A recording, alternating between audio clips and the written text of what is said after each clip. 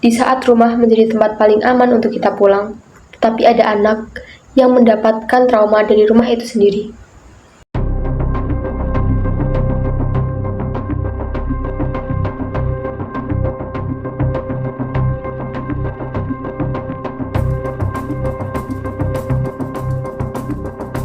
Assalamualaikum warahmatullahi wabarakatuh.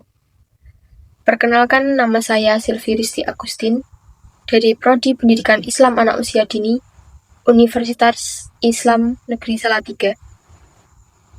Kali ini saya akan membahas banyak sekali anak-anak di luar sana, terutama di Indonesia, yang mendapatkan perlakuan atau mungkin pelecehan dari orang-orang terdekat. Banyak kasus-kasus yang terjadi kepada anak di bawah umur. Kasus yang terbaru ini terjadi di Banggai, Kepulauan Sulawesi Tengah, yang menimpa seorang anak dengan usia 10-11 tahun, sekitaran itu usianya. Dia mendapatkan perlakuan korban kekerasan seksual dari ayah, kakak, dan ibunya sendiri.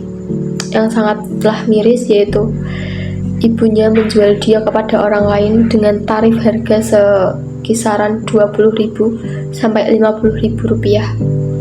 Ketika dia diajak kencan dan orang itu membayarnya kepada ibunya itu sendiri.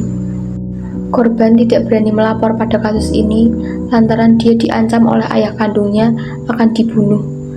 Kasus ini terungkap pada tanggal 1 Oktober 2025 ketika si A bercerita kepada wali kelasnya bahwa dia sudah disetubuhi oleh ayah dan juga kakaknya serta dijual oleh ibunya. Lalu dari pihak sekolah langsung melapor kepada kepolisian terdekat. Di dalam kasus ini terdapat 8 tersangka.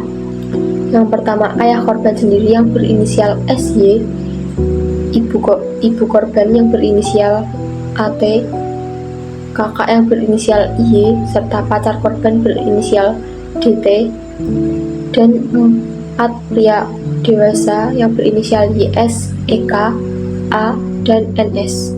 Dan menurut saya, kasus ini sangatlah tindakan kriminal, terutama ibunya. Kenapa kok bisa menjual anaknya yang sudah ia lahirkan dengan tarif 20.000 sampai 50.000?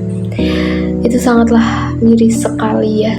Saya sempat berpikir, kenapa banyak anak yang masih tidak aman padahal di rumahnya dia sendiri gitu loh. Itu sangat miris sekali dan sangat tidak diwajarkan. Bahkan dia seorang ibu yang melahirkan anak dia sendiri, tetapi dia yang menjualnya kepada orang lain dan dengan harga yang begitu murah. Dan tidak ada apa-apanya dengan harga segitu itu. Ini termasuk dalam Undang-Undang Nomor 35 Tahun 2014 tentang Perlindungan Anak. Dijelaskan bahwa setiap anak berhak untuk hidup, tumbuh, dan berkembang, serta berhak mendapatkan perlindungan dari kekerasan dan diskriminasi. Tapi pada kenyataannya malah banyak anak-anak yang mendapatkan kekerasan, diskriminasi, dan eksploitasi itu dari orang-orang terdekat itu sendiri. Bahkan keluarga yang seharusnya menjadi tempat paling aman untuk anak berlindung, itu malah menjadi tempat yang paling mencekam dan tempat yang paling pertama dalam merusak mental pada anak. Sangat miris sekali ketika ayah, ibu, dan anggota keluarga lainnya itu menjadi pelaku kekerasan. Berarti ini tuh artinya krisis nilai dan hilangnya empati terhadap anak itu sangatlah tidak ada. Ini juga menunjukkan bahwa banyak sekali orang tua yang belum paham bahwa anak bukanlah milik pribadi, melainkan amanah dari Tuhan yang harus kita jaga. Kalau kita dapat melihat kasus ini dalam persepsi Konvensi Hak Anak PBB yang juga sudah diratifikasi oleh Indonesia, bahwa setiap anak memiliki hak-hak penting wajib dilindungi negara dan masyarakat.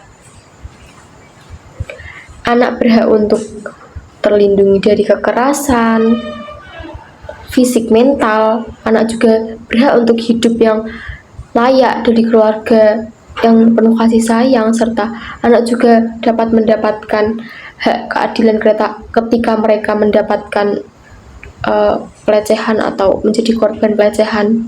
Jadi bukan hanya pihak dari negara saja yang perlu melindungi anak, kita juga sebagai warga Indonesia melihat anak yang mendapatkan pelecehan seksual ataupun diskriminasi lainnya, kita sebagai warga Indonesia itu juga perlu melindungi anak tersebut, bahwa anak tersebut masih mendapatkan perlindungan dari negara. Jadi janganlah kalian menutup mata apabila ada kekerasan yang terjadi pada anak di sekitar kalian. Satu laporan saja dapat menyelamatkan satu kehidupan pada anak tersebut.